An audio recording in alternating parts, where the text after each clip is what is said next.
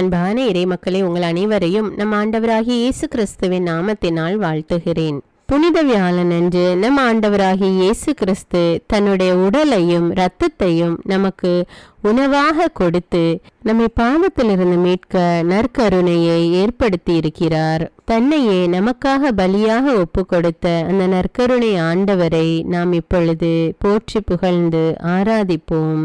நித்திய ஸ்துதிக்குரிய பரிசுத்த பரமதிவ்ய நற்கருணைக்கு சதா காலமும் ஆராதனையும் ஸ்துதியும் ஸ்தோத்திரமும் நமஸ்காரமும் உண்டாக கடவது. நித்திய ஸ்துதிக்குரிய பரிசுத்த பரமதிவ்ய நற்கருணைக்கு சதா காலமும் ஆராதனையும் ஸ்துதியும் ஸ்தோத்திரம் நமஸ்காரமும் உண்டாக கடவது. நித்திய ஸ்துதிக்குரிய பரிசுத்த பரமதிவ்ய நற்கருணைக்கு சதா காலமும் ஆராதனையும் ஸ்துதியும் ஸ்தோத்திரமும் நமஸ்காரமும் உண்டாக கடவது. புனித லூக்கா எழுதிய தூய நற்செய்தியிலிருந்து வாசகம். அதிகாரம் 22, இறை வார்த்தைகள் 15 முதல் 20. இயேசு சீடர்களை நோக்கி, நான் துன்பங்கள் படுமுன் உங்களோடு இந்த பாஸ்கா விருந்தை உண்பதற்கு மிக மிக ஆவலாயிருந்தேன். ஏனெனில் இறையாட்சியில் இது நிறைவேறும் வரை இதை நான் உண்ணமாட்டேன் என்று உங்களுக்கு சொல்கிறேன் என்றார். பின்பு அவர் கிண்ணத்தை எடுத்து கடவுளுக்கு நன்றி செலுத்தி அவர்களிடம், இதை பெற்று உங்களுக்குள்ளே பகிர்ந்து கொள்ளுங்கள். ஏனெனில் இது முதல் இறையாட்சி வரும் வரை திராட்சை பழ ரசத்தை குடிப்பதில்லை என நான் உங்களுக்கு சொல்கிறேன் என்றார். பின்பு அவர் அப்பத்தை எடுத்து கடவுளுக்கு நன்றி செலுத்தி அதை பிட்டு அவர்களுக்கு கொடுத்து, இது உங்களுக்காக கொடுக்கப்படும் எனது உடல், எனது நினைவாக இவ்வாறு செய்யுங்கள் என்றார். அப்படியே உணவு அருந்திய பின்பு அவர் கிண்ணத்தை எடுத்து, இந்த கிண்ணம் உங்களுக்காக சிந்தப்படுகிற எனது இரத்தத்தால் நிலைப்படுத்தப்படும் புதிய உடன்படிக்கை என்றார். இது கிறிஸ்துவின் நற்செய்தி. கிறிஸ்துவே உமக்கு புகழ். என்னை உணவாய் உண்டு வாழும் சகோதரமே, உங்களை விட்டு பிரிந்து செல்ல எனக்கு துணியளவும் மனம் இல்லை. உங்கள் உயிரோடு உடலோடு உணர்வோடு ஒன்றித்து வாழ எனக்கு மிகவும் ஆசை. ஆனால் உங்களிடமிருந்தே எனக்கு சாவு வருவது உறுதி என நன்றாக புரிந்து கொண்டேன். இதுதான் வாழும் வரலாறு என நான் நன்றாக அறிவேன். உங்களோடு இன்று நான் இன்னொரு செயலை செய்ய போகின்றேன். இது இந்த சமூகத்தின் புதிய செயல் அன்று, வழக்கமான ஒன்றுதான். உங்களோடு நான் பந்தி அமரப் போகின்றேன். ஏற்கனவே பல பந்தி அமர்வுகளில் நான் பங்கேற்றுள்ளேன். ஒவ்வொரு பந்தி அமர்வும் என்னுள்ளே ஒவ்வொரு விதமான பாடத்தை கொடுத்தது. ஒவ்வொரு நிகழ்வும் எனக்கு ஒரு புதிய அனுபவமானது. எனது பெரும்பாலான பந்தி அமர்வுகள் பாமர மக்களோடு தான் நிகழ்ந்தது. அதனில் சிலவற்றை இந்நேரத்தில் உங்களுக்கு குறிப்பிட்டு காட்ட விரும்புகின்றேன். கலிலேயாவில் உள்ள கானா ஊரில் திருமணம் ஒன்று நடைபெற்றது. அது ஏழை வீட்டு திருமணம். விருந்தின் போது ஒரு சிக்கல். அதுவரை பரிமாறப்பட்ட ரசம் தீர்ந்து விட்டது. மணவீட்டார் அங்கலாய்த்து நின்றனர். அடுத்தவர் மீதான அக்கறையை எங்கும் எப்போதும் வெளிப்படுத்த வேண்டும் என்ற பாடத்தை அந்த திருமண விருந்து எனக்கு கற்றுத்தந்தது. சுங்கச்சாவடியில் வரி வசூலித்து கொண்டிருந்த மத்தேயுவை என் பணிக்காக அழைத்தது மட்டுமன்றி அவரது வீட்டுக்கு சென்று விருந்து உண்டேன். அதனில் சீடர்களும் பங்கேற்றனர். அப்பந்தியில் பரிசேயரால் பாவிகள் என கருதப்பட்டோர், வரிதண்டுவோர் என பலரும் பங்கேற்றனர். ஒதுக்கப்பட்டவர்களோடு உட்கார்ந்து சாப்பிடுவதை கண்ட பரிசேயர் எனது செயலை கேள்விக்குட்படுத்தினர். ஒரு நாள் திபேரிய கடல் அருகே இன்னொரு விருந்து நடைபெற்றது. அது முற்றிலும் எதிர்பாராதது. நான் அப்பகுதியில் இருந்ததை கேள்வியுற்று மக்கள் பெருந்திரளாக அங்கு வந்து சேர்ந்தனர். அவர்கள் என்னோடு நீண்ட நேரம் செலவிட்டனர். அந்நேரத்தில் அங்கு அமர்ந்திருந்த அத்தனை பேருக்கும் உணவு கொடுக்க சீடர்களிடம் சொன்னேன். எப்படி கொடுப்பது? எவ்வளவு பணத்துக்கு உணவு வாங்குவது? அவ்வாறு வாங்கினாலும் போதுமா என்ற கேள்விகள் அவர்களுள் எழுந்தன. பகிரும் பண்பிருந்தால் பற்றாக்குறை என்ற சொல்லுக்கே இடமில்லை என்ற சிந்தனைக்கு உயிரூட்ட ஒரு ஏழை சிறுவன் தன்னிடமிருந்த உணவை கொடுத்தான். எல்லோரும் வயிறார உண்ண இந்த சிறுவனின் பகிர்வு தூண்டுகோலானது. அடுத்திருப்போரின் அடிப்படை உரிமைகளை நிறைவேற்றும் அக்கறை உணர்வை எனது சீடர்களும் சூழ இருந்த எல்லோருக்கும் கற்றுக் கொடுக்கும் வாய்ப்பாக்கினேன். சக்கேயு என்பவரை பற்றி கேள்விப்பட்டிருப்பீர்கள். வரி வசூலிப்போரின் தலைமை பொறுப்பில் இருந்தார். அவரிடம் எக்கச்சக்கமாக செல்வம் சேர்ந்திருந்தது. அவர் என்னை பற்றி அறிந்திருக்கிறார். நேரடியாக என்னை பார்க்க தன்னுள் ஆசை கொண்டிருந்தார். எரிகோ நகர் வழியே நான் வருகின்ற தகவல் அறிந்து வழியோரம் நின்ற ஒரு முசுக்கட்டை மரத்தின் மீது ஏறி காத்திருந்தார். தவறிழைத்தாலும் திருந்த வேண்டும், நன்மை புரிய வேண்டும் என்ற ஒருவித ஆர்வம் அவருள் இருந்ததை உணர்ந்தேன். அவர் ஏறி அமர்ந்திருந்த மரத்தின் அடியில் நின்று அவரை அழைத்தேன். என்ன உற்சாகம்! வேகமாக இறங்கி வந்தார்.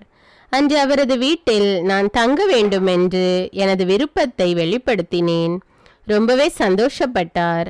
என்னை வீட்டிற்கு கூட்டி சென்றார். நல்ல விருந்து கொடுத்தார். அந்த விருந்து அவரது பழைய வாழ்வை மாற்றும் விருந்தானது. அவரது அதிகார போதையில் இருந்து விடுபட்டு அதற்கான பரிகாரம் தேடிக்கொள்ளும் வாய்ப்பாக மாற்றிக்கொண்டார். அந்த விருந்தின் போதும் பலர் முணுமுணுத்து கொண்டிருந்ததை என்னால் பார்க்க முடிந்தது. பெத்தானியாவில் வாழ்ந்த சீமோன் என்பவரது இல்லத்தில் விருந்துக்காக அழைக்கப்பட்டேன். அவரது அழைப்பை ஏற்று நானும் சென்றேன். விருந்தின் போது லாசரின் சகோதரி மரியா அங்கு வந்தார். தான் கொண்டு வந்த விலை உயர்ந்த நறுமண தைல படிக சிமிலை திறந்து என் தலை மீதும் காலடியிலும் ஊற்றினார். என் காலடி அமர்ந்து தமது கூந்தலால் துடைத்தார். இதனை என்னோடிருந்த சீடர்கள் கூட எதிர்த்தனர். விருந்து என்பது வெறுமனே உணவு பரிமாற்றம் அல்ல, அது உள்ளத்திலிருந்து ஊற்றெடுக்கும் உறவு பகிர்வு என எனது சீடர்களுக்கே தெரியவில்லை. என் நல்ல நண்பர்களே, இந்த பந்தி அமர்வு ஏற்கனவே நான் பங்கேற்ற விருந்துகள் தந்த பாடங்களின் விடைகளாகட்டும். எனது பந்தி அமர்வில் உணவு மட்டும் பகிரப்படவில்லை, மாறாக எனது உயிர் பரிமாறப்படுகிறது. ஏனெனில் இங்கு நான் என்னையே அப்பரச வடிவில் உணவாக்குகின்றேன். இப்போது நிகழ்வாகும் பந்தி இந்த நேர பசிக்கானது மட்டுமல்ல, எல்லா மக்களின் வாழ்வுக்குமானது. ஒவ்வொரு வேளை உணவும் பகிரப்பட்டுதான் உண்ணப்பட வேண்டும் என என் சீடர்கள் வழியாக நிர்பந்திக்கிறேன். என்னை உண்ணும்போது பழிவாங்கல், பகை உணர்வு, ஆணவத்தனம், ஏமாற்று, பொய்மை போன்ற இழி மனநிலைகள் இதயத்துக்குள் இருந்தால் அதனை அகற்றிக்கொள்க. எனது விருந்தில் எல்லோரும் சமம் என்ற சரிநிகர் உணர்வு மேலோங்கட்டும். இந்த உணவு பரிமாற்றம் தியாகத்தின் அடையாளமாகட்டும். எனது உணவின் போது உயர்ந்தோர் தாழ்ந்தோர் என்ற பாகுபாட்டு சிந்தனைக்கே இடமில்லை. மானிட நட்புறவு சிறப்பை இந்த விருந்து வலியுறுத்தி கொண்டே இருக்கட்டும். பணிவு, பரிவு, பாசம், பகிர்வுக்கு என் உயிருள்ள இந்த உணவு எடுத்துக்காட்டாக நினைவு கூறப்படட்டும். மனிதம் வளர்க்கும் ஒவ்வொரு தியாகமிக்க பணிவிடை செயல்பாடும் என்னை நினைவூட்டும் நல்ல உணவு பகிர்வு போல அமையட்டும். இதைத்தானே நீங்கள் நற்கருணை என பெயரிட்டுள்ளீர்கள். எப்போதெல்லாம் பாசம் கலந்த பகிர்வு நிகழ்வாகிறதோ, எப்போதெல்லாம் பணிவு நிறைந்த பணிகள் நிறைவேறுகிறதோ, எப்போதெல்லாம் தியாகம் செறிந்த உழைப்பு உருவேறுகிறதோ, எப்போதெல்லாம் சமத்துவமிக்க பார்வை நிலையாகிறதோ, எப்போதெல்லாம் உண்மை கொண்ட பகிர்வு செயலாகிறதோ, எப்போதெல்லாம் அக்கறை மிக்க அணுகுமுறை பணியாகிறதோ, எப்போதெல்லாம் உயிர் காக்க உதிரம் தானமாகிறதோ, எப்போதெல்லாம் நிபந்தனையற்ற உறவு பரிமாறப்படுகிறதோ, அப்போதெல்லாம் என் பெயரால் நீங்கள் கொண்டாடும் நற்கருணை விருந்து அர்த்தமானது, இல்லையேல் அது அபத்தமானது. இயேசுவின் வார்த்தை ஒளியில் சில நிமிடங்கள் அமைதியாக தியானிப்போம். திருப்பாடல் வழியாக தியானிப்போம். உங்கள் பதில்: ஆண்டவரே, என் உயிரை காத்தருளும். அவரை நான் மன்றாடிய நாளில் எனக்கு அவர் செவி சாய்த்தார். ஆண்டவரே, என் உயிரை காத்தருளும். சாவின் கயிறுகள் என்னை பிணித்து கொண்டன, பாதாளத்தின் துன்பங்கள் என்னை பற்றி கொண்டன, துன்பமும் துயரமும் என்னை ஆட்கொண்டன. ஆண்டவரே, என் உயிரை காத்தருளும். நான் ஆண்டவரது பெயரை தொழுதேன். ஆண்டவரே, என் உயிரை காத்தருளும் என்று கெஞ்சினேன். ஆண்டவரே, என் உயிரை காத்தருளும். ஆண்டவர் அருளும் நீதியும் கொண்டவர், நம் கடவுள் இரக்கமுள்ளவர். ஆண்டவரே, என் உயிரை காத்தருளும். எளிய மனத்தோரை ஆண்டவர் பாதுகாக்கின்றார். நான் தாழ்த்தப்பட்ட போது எனக்கு மீட்பளித்தார். ஆண்டவரே, என் உயிரை காத்தருளும். என் நெஞ்சே, நீ மீண்டும் அமைதி கொள், ஏனெனில் ஆண்டவர் உனக்கு நன்மை செய்தார். ஆண்டவரே, என் உயிரை காத்தருளும். என் உயிரை சாவினின்று விடுவித்தார். என் கண் கலங்காதபடியும் என் கால் இடராதபடியும் செய்தார். ஆண்டவரே, என் உயிரை காத்தருளும். உயிர் வாழ்வோர் நாட்டில் நான் ஆண்டவர் திருமுன் வாழ்ந்திடுவேன். ஆண்டவரே, என் உயிரை காத்தருளும். மிகவும் துன்புறுகிறேன் என்று சொன்னபோதும் நான் நம்பிக்கையோடு இருந்தேன். ஆண்டவரே, என் உயிரை காத்தருளும். எந்த மனிதரையும் நம்பலாகாது என்று என் மனக்கலக்கத்தில் நான் சொன்னேன். ஆண்டவரே, என் உயிரை காத்தருளும். ஆண்டவர் எனக்கு செய்த எல்லா நன்மைகளுக்காகவும் நான் அவருக்கு என்ன கைமாறு செய்வேன்? ஆண்டவரே, என் உயிரை காத்தருளும். மீட்பின் கிண்ணத்தை கையில் எடுத்து ஆண்டவரது பெயரை தொழுவேன். ஆண்டவரே, என் உயிரை காத்தருளும். இதோ ஆண்டவருடைய மக்கள் அனைவரின் முன்னிலையில் அவருக்கு என் பொருத்தனைகளை நிறைவேற்றுவேன். ஆண்டவரே, என் உயிரை காத்தருளும். ஆண்டவர் தம் அன்பர்களின் சாவு அவரது பார்வையில் மிக மதிப்புக்குரியது. ஆண்டவரே, என் உயிரை காத்தருளும். ஆண்டவரே, நான் உண்மையாகவே உம் ஊழியன். நான் உம் பணியால் உம் அடியாளின் மகன். என் கட்டுகளை நீர் அவிழ்த்து விட்டீர். ஆண்டவரே, என் உயிரை காத்தருளும். நான் உமக்கு நன்றி பலி செலுத்துவேன். ஆண்டவராகிய உம் பெயரை தொழுவேன். ஆண்டவரே, என் உயிரை காத்தருளும். இப்பொழுதே உம் மக்கள் அனைவரின் முன்னிலையில் ஆண்டவரே, உமக்கு என் பொருத்தனைகளை நிறைவேற்றுவேன். ஆண்டவரே, என் உயிரை காத்தருளும். உமது இல்லத்தின் முற்றங்களில் எருசலேமின் நடுவில் ஆண்டவரே, உமக்கு என் பொருத்தனைகளை நிறைவேற்றுவேன். அல்லேலூயா. ஆண்டவரே, என் உயிரை காத்தருளும். உயிர் வாழும் உணவாக உம்மையே தந்த நல்ல இயேசுவே, நீர் ஏற்படுத்திய நற்கருணை விருந்து உண்மையிலேயே ஆழமான அர்த்தங்களை கொண்டுள்ளது. அது மாபெரும் விடுதலை வாழ்வுக்கான செயல்பாடு. நல்ல மன உணர்வுகளை வளர்க்கவும் உயர்ந்த மனநிலைகளோடு வாழவும் தூண்டுகின்றது. நான் என்னோடு வாழ்கின்ற ஒவ்வொருவரையும் மதிப்போடும் சமத்துவத்தோடும் மாண்போடும் நினைத்து தோழமை உணர்வோடு வாழ வழிகாட்டுகின்றது. உமது நற்கருணை விருந்தினில் பங்கேற்கும் தகுதியான மனநிலையை கூட நீர் சுட்டி காட்டினீர். நெஞ்சில் வஞ்சக உணர்வோடு உணவில் பங்கேற்ற யூதாஸ் இஸ்காரியோத்தின் பாதக செயலையும் நீர் அந்த விருந்தின் போது குறிப்பிட்டீர். அவன் பிறவாதிருந்தாலே நலம் என்று கூட வருத்தப்பட்டீர். அந்த யூதாஸ் போலத்தானே நானும் எனது வாழ்வும் உமோடு ஒன்றித்திருப்பது போல இருப்பேன். ஆனால் என்னுள் உடனிருந்தே குளிப்பறிக்கும் இழி மனநிலை. உமது விருந்து பாசத்தின் பகிர்வு என அறிந்தும் பலரோடு பகை உணர்வு வளர்த்து கொண்டு ஏதும் அறியாதது போல பாசாங்கு காட்டி நற்கருணை விருந்தில் பங்கேற்றுள்ளேன். திருப்பலிக்கு திரு வழிபாட்டிற்கு நானும் வந்துள்ளேன் என காட்டிக்கொள்வதற்காகவே சில நேரங்களில் நற்கருணை பெற்றுள்ளேன். பாஸ்கா உணவை உண்ண நீர் உமது சீடர்களோடு எவ்வளவு முன் தயாரிப்பு செய்தீர். ஆனால் எந்த தயாரிப்பும் இல்லாமல் ஏனோதானோ என்றும் பந்தாத்தனத்தோடும் உமது விருந்தில் பங்கெடுத்த பொழுதுகளை நினைத்து வருந்துகின்றேன். நற்கருணை விருந்தில் கலந்து கொள்ளும் நான் உம்மை போன்று நலிந்தவருக்கு உதவும் நற்பணியில் ஈடுபட மறந்திருக்கிறேன். நற்கருணை கொண்டாட்ட திருநிகழ்வை பொழுதுபோக்காக வாடிக்கை செயலாக கருதி வெறுமனே கடமைக்காக கலந்து கொண்டு சென்ற நாட்கள் பல உண்டு. பகிரப்படாத செல்வம் பாவமானது என்ற தூய பெசிலின் பகிரங்கமான குற்றச்சாட்டை நான் அறிவேன். எதையும் பகிராமல் ஏழையரை பற்றி அக்கறை கொள்ளாமல் எது எங்கு நடந்தால் எனக்கென்ன என்ற உணர்வற்ற மனப்பாங்குடன் விருந்தில் பங்கேற்றது பெரும் பாவம் என புரிந்து கொண்டேன். மணிக்கணக்கில் கணினி, விரும்பும் நேரமெல்லாம் விளையாட்டு, பொழுதை போக்கும் நோக்கோடு டிவி, டைம் பாஸ் என்ற போர்வையில் நட்பு, கூட்டங்களோடு பிறர் பற்றிய புரணி, பல முக்கிய பணிகள் கண்முன் இருந்தும் கண்டுகொள்ளாமை, சோம்பல்தனம், இன்று எங்கு சுற்றுவது, நாளை எங்கே போய் ஜாலியாக இருப்பது என இலக்கில்லா பயணங்கள், மது அருந்தினால்தான் நட்பு வட்டம் நம்மை ஏற்கும் என்ற தெளிவற்ற பார்வைகள். இது மட்டுமா, என்னை சூழ வாழும் ஒரு சிலர் பங்கில் சமூகத்தில், தெரு வீதிகளில் ஒருங்கிணைந்து திட்டமிட்டு ஏதேனும் நல்லவை செய்தால் பொறாமை நிறைந்த எனது கேலி கிண்டல்கள், பழிப்புகள் என என்னவெல்லாமோ அநியாயங்கள் செய்துவிட்டு அழகான உடை உடுத்தி அற்புதமாக பேசி உமது தியாக விருந்தில் பங்கேற்றது அராஜகமிக்க அரக்கத்தனம் என மனதார உணர்கிறேன். குடும்பம் ஒரு கோவில். குடும்பத்தில் வாழும் ஒவ்வொருவரும் கண்காணும் கடவுள்.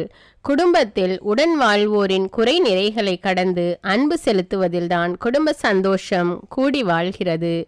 கூடி வாழ்வோரின் சிறு சிறு தவறுகளை கூட பெரிதுபடுத்தி அதை ஊரெல்லாம் ஊதி பெருக்கி மானமிழக்க செய்யும் பண்பற்ற மனநிலை என்னிலும் இருக்கிறது. என் சுயநலத்திற்காக பெற்றோர் பிள்ளைகள் உடன்பிறப்பு என்றும் பாராமல் சதியாட்டம் போடும் பேயெண்ணமும் என்னிலுண்டு. குடும்ப உறவுகளில், நலமான நட்புகளில் உமை உணராமல் வெறுமனே ஆலயத்தில் வந்து எதையெதையோ பிதற்றி கொண்டு நற்கருணை பந்தியில் வந்து நின்ற எனக்கும் யூதாசுக்கும் என்னதான் வித்தியாசம்? எல்லோரையும் சமமாக பார்த்த இயேசு சமத்துவம் உணர்த்தும் உமது விருந்தில் ஏழை பணக்காரர் என்றோ, படித்தவர் பாமரர் என்றோ, திறமைசாலி திறமையற்றவர் என்றோ, அறிவாளி கோழை என்றோ, அழகானவர் அசிங்கமானவர் என்றோ, உயர்ஜாதி தாழ்ஜாதி என்றோ, சிறியவர் பெரியவர் என்றோ, ஆண் பெண் என்றோ, நெட்டை குட்டை என்றோ, சிவப்பு கருப்பு என்றோ எந்த பாகுபாடும் இல்லை. விருந்தினில் எல்லோரும் ஒன்றே. என் அன்றாட வாழ்வில் இந்த பாகுபாடுகளை மையப்படுத்திய எனது பல செயல்பாடுகளை அமைத்திருக்கின்றேன். பங்கு, மறைக்கல்வி, இயக்கங்கள், பக்த சபைகள், சங்கங்கள், குழுக்கள், அன்பியங்கள், பங்கு அருள்பணி பேரவை என்ற எல்லா மக்கள் பங்கேற்பு தலங்களிலும் ஆட்களை வேறுபடுத்தி பார்க்கும் கீழான மனநிலையோடு நடந்திருக்கிறேன். அவ்வாறு ஆட்களை தரம் பிரித்து பார்ப்பது உமது உயிர் உணவை சிதைப்பதற்கு ஒப்பானதல்லவா? இவைகளுக்காக இந்நேரத்தில் மனம் வருந்தி உம்மிடம் வேண்டுகின்றேன். பொது வேண்டுதல்கள். உங்களுடைய பதில்: நற்கருணையாக வாழும் வரம் தாரும் இயேசுவே. இருப்பதை இல்லாதவரோடு பகிர்ந்து நற்கருணையாக வாழும் வரம் தாரும் இயேசுவே. பாசத்தை எல்லோருக்கும் வழங்கி நற்கருணையாக வாழும் வரம் தாரும் இயேசுவே. தியாகத்தால் என்னையே கரைத்து நற்கருணையாக வாழும் வரம் தாரும் இயேசுவே. உண்மையோடு நன்மைக்காக உழைத்து நற்கருணையாக வாழும் வரம் தாரும் இயேசுவே. நீதியோடு நேர்மையில் நிலைத்து நற்கருணையாக வாழும் வரம் தாரும் இயேசுவே. பரிவோடு பணிகளில் இணைந்து நற்கருணையாக வாழும் வரம் தாரும் இயேசுவே. இரக்க செயல்பாடுகளில் ஒன்றித்து நற்கருணையாக வாழும் வரம் தாரும் இயேசுவே. சமத்துவ பார்வையை வளர்த்து நற்கருணையாக வாழும் வரம் தாரும் இயேசுவே. அடுத்தவர் மீதான அக்கறையில் வாழ்ந்து நற்கருணையாக வாழும் வரம் தாரும் இயேசுவே. பொதுமை பணிகளில் என்னையும் பிணைத்து நற்கருணையாக வாழும் வரம் தாரும் இயேசுவே. உறவை உயிர் போல காத்து நற்கருணையாக வாழும் வரம் தாரும் இயேசுவே.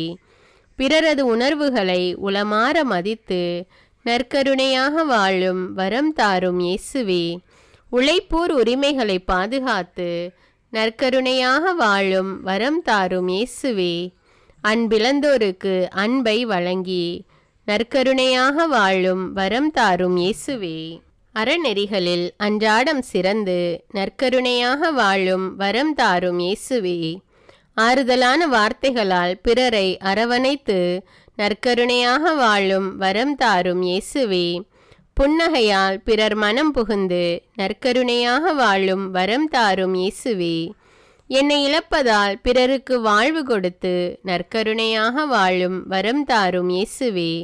இரத்த தானம், கண் தானம், உறுப்பு தானங்களால் நற்கருணையாக வாழும் வரம் தாரும் இயேசுவே. எதையும் மிகுந்த ஈடுபாட்டுடன் செய்து நற்கருணையாக வாழும் வரம் தாரும் இயேசுவே. 2000 ஆண்டுகளுக்கு பின்னும் உயிர் பிரசன்னமாக எம்மோடு வாழும் இயேசுவே, உம்மை எங்களுக்கு தந்ததால் நாங்கள் உமது உள்ளத்தை பெற்றுள்ளோம். சமூக வாழ்வில் நீர் எவ்வாறு சிந்திப்பீர், செயலாற்றுவீர் என்பதை எம் உள்ளங்கள் தெளிவுற உணர்ந்து உறுதிப்பாட்டுடன் வாழ செய்யும். ஒவ்வொருவரிலும் உயிர் வாழும் உம்மை கண்டு உறவோடு வாழும் உயர்ந்த பார்வையை தாரும்.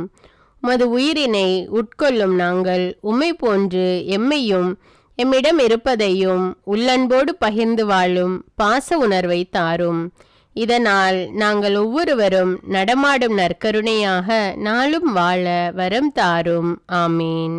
நித்திய ஸ்துதிக்குரிய பரிசுத்த பரமதிவ்ய நற்கருணைக்கு சதா காலமும் ஆராதனையும் ஸ்துதியும் ஸ்தோத்திரமும் நமஸ்காரமும் உண்டாக கடவது. நித்திய ஸ்துதிக்குரிய பரிசுத்த பரமதிவ்ய நற்கருணைக்கு சதா காலமும் ஆராதனையும் ஸ்துதியும் ஸ்தோத்திரம் நமஸ்காரமும் உண்டாக கடவது. நித்திய ஸ்துதிக்குரிய பரிசுத்த பரமதிவ்ய நற்கருணைக்கு சதா காலமும் ஆராதனையும் ஸ்துதியும் ஸ்தோத்திரமும் நமஸ்காரமும் உண்டாக கடவது. அன்பான இறைமக்களே, நற்கருணை ஆகினேன் என்ற தலைப்பில் இன்று நாம் நற்கருணை ஆராதனையை தியானித்து ஜெபித்திருக்கிறோம்.